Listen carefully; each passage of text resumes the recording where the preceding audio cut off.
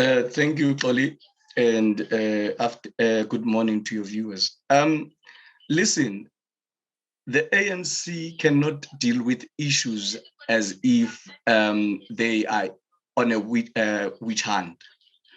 They have to put their heads and minds into it and make sure that whatever decision that is reached, it will be reached in a sense that it does not compromise any other individual.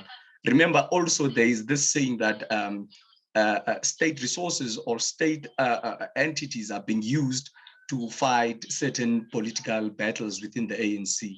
So with a month given, it assists the leadership of the ANC to give proper analysis and proper guides as to what should happen and how should these guidelines be implemented. And then, of course, we're speaking about these guidelines on the back of a story that I've just read, and that is the appearance of the Secretary General of the ANC, Ace Mahashule, at court tomorrow. The NEC statement that came out also impresses upon members of the ANC who have issues, whether it be corruption allegations or even matters before courts, as Mahashule does. It speaks to them and implores that they should listen to their conscience. Should Ace Mahashule have listened to his by now, given that he actually is now in front of the court? Toli, I believe that the ANC is a liberation movement with a revolutionary morality that has to be upheld at all times.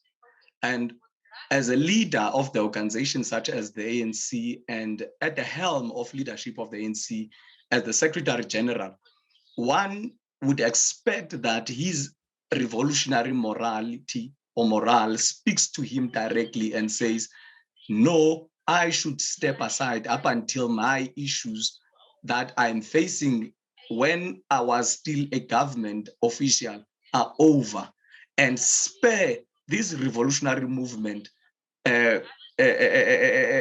attacks and embarrassment from public and its ordinary members. So I would have expected that the Secretary General by now would have stepped aside voluntarily. Tomorrow, he does appear in court. What do you expect will happen there? And I speak about this given what happened the last time. People have been urged by the ANC to not show up there in their capacity as ANC leaders, but perhaps in their individual capacities, supporting Ace Mahashule. But strangely, you saw people, the spokesperson, in fact, of the ANC, Pulemabe, showing up there, and he seemed to be speaking in his capacity as the spokesperson of the ANC. Ace Mahashule himself, at some point, took to the podium and spoke to the supporters, but neglected to chastise members who burnt the T-shirt bearing the face of the president. Does that speak to the kinds of scenes that we might see again in the Free State? Chloe, what a question.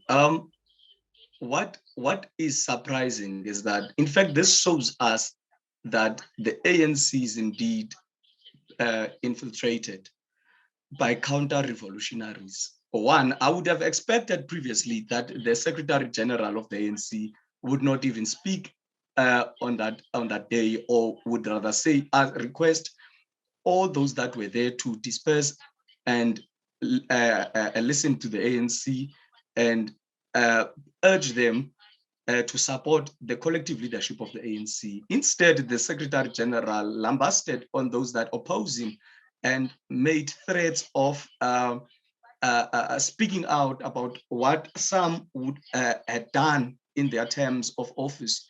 during his time as premier. And I wouldn't expect anything different from that. And I would really plead with the National Executive Committee of the ANC to at least put its foot down and set an example that the ANC is in charge and that the ANC is indeed the center of everything.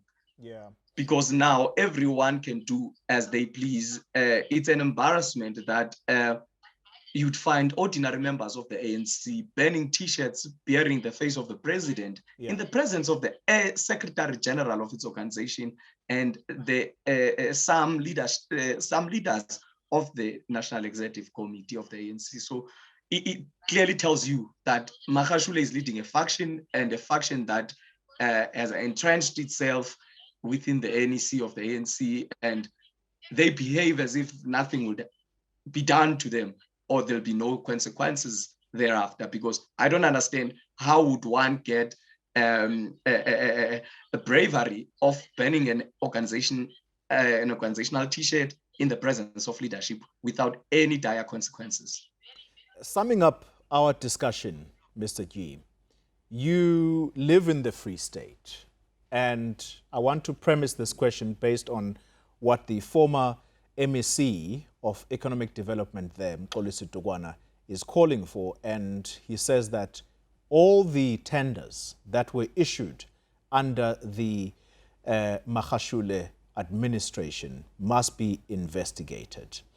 He's only appearing in court for one, and that is the asbestos issue. We know that there are some people who've already died in these houses that were clearly unsafe to live in as a result of the asbestos that needed to be removed. Based on this, as a resident in the Free State, how would you sum up Ace Mahashule's period as premier in the Free State? Would you say he has entrenched economic development and prosperity, or is it the inverse? Thank you, Tony. You know, what has happened in the Free State in the past, it's so painful that you find ordinary members of the public suffering on the basis that Ace Mahashule was a premier. Look, Tony, all tenders, for instance,